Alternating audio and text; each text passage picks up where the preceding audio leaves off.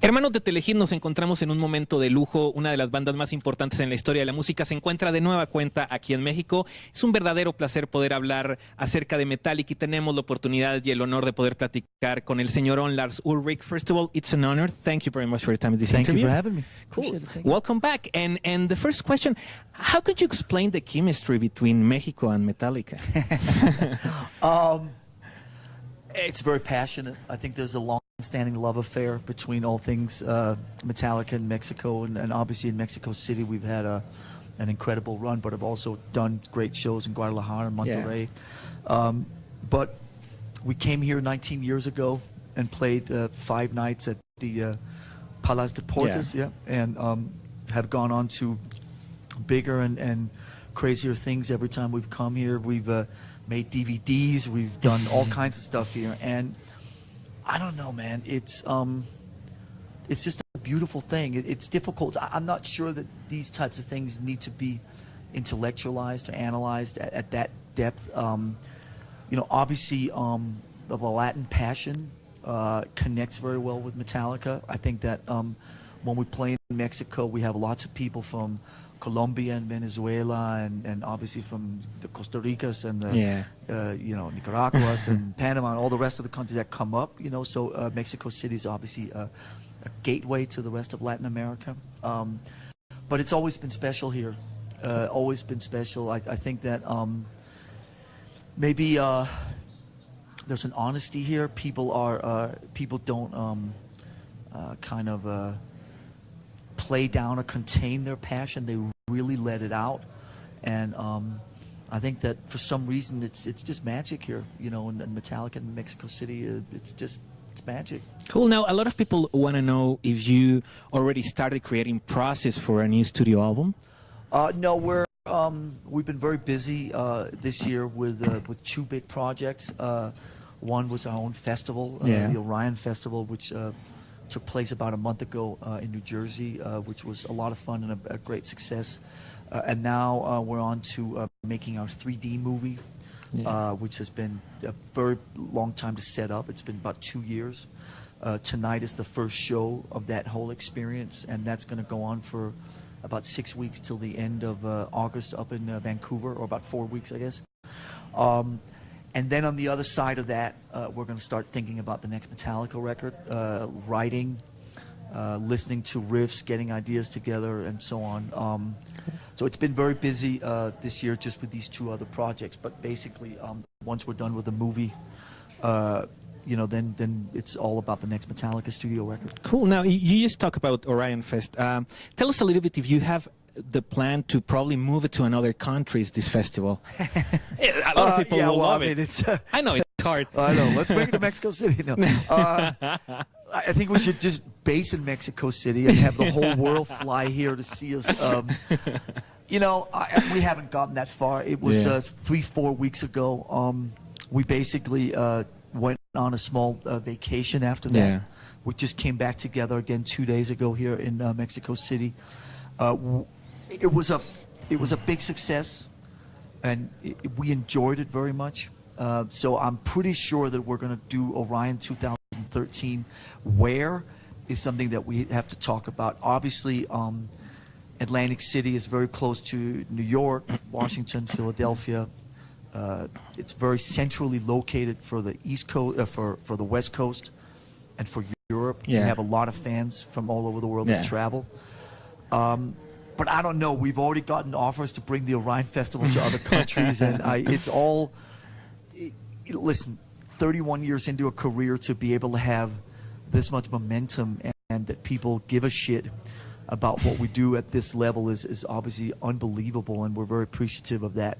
But we also try to kind of just take it a step at a time, so we don't get too crazy. So I would say yes, there will be an Orion 2013. I'm almost certain of that, but where remains to be seen. Cool. Now, I know that Metallica did a version for a Deep Purple album called When the Blind Man Cries.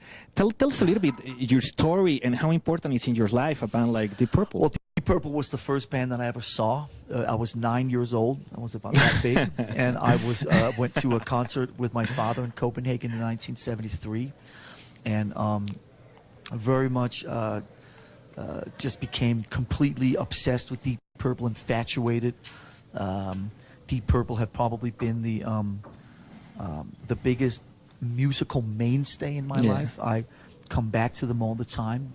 I think their music ages incredibly well. It sounds as relevant in 2012 as it did in 1973 when I heard it first. So the 40th anniversary of the Deep Purple album Machine Head is this year. And the Deep Purple people asked if we would contribute a song to that album. That's what we in Metallica world call a no-brainer. So we said, of course. And you know, we chose actually a song that wasn't on the album that was recorded on the sessions, and that ended up being the B-side of the first single called Never Before. So it's When a Blind Man Cries, and it's a beautiful, very somber song.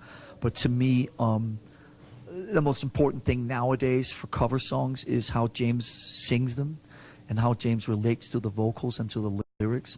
And I think that When a Blind Man Cries was the perfect song for James Hetfield to sing. Cool. Now, after almost a year of the release of the Lulu album, what's your opinion about the album right now? I haven't heard it for a while, but I heard the last time I heard, my kids love a couple of songs, and sometimes in the car on the way to school we listen to a couple of the songs, and I heard the song called The View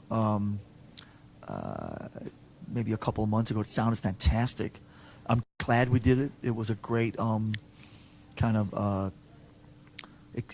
was a great experience. It was a great experiment. It was a great, anytime we get a chance to do anything that's slightly outside of the box is always great. Yeah.